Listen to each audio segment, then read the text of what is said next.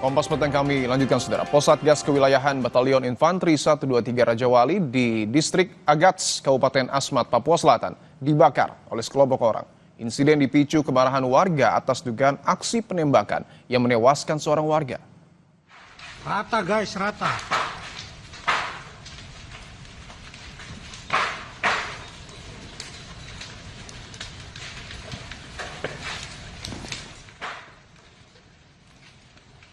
Dan Rem 174 Animti Waninggap, Brigjen TNI Andi Setiawan mengatakan massa juga merusak bangunan yang ada di sekitar pos.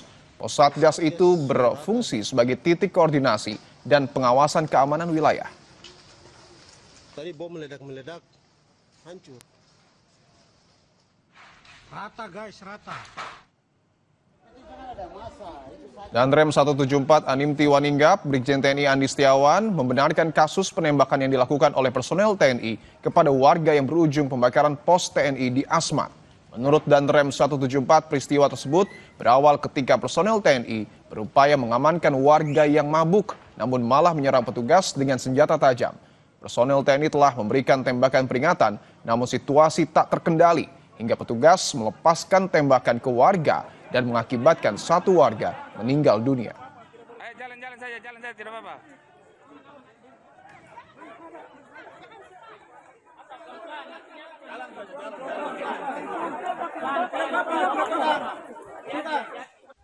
Yang penting jangan ada massa, itu saja.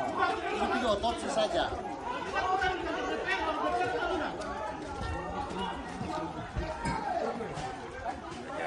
Untuk mengatasi mabuk tadi ternyata telah mengakibatkan satu orang meninggal dunia.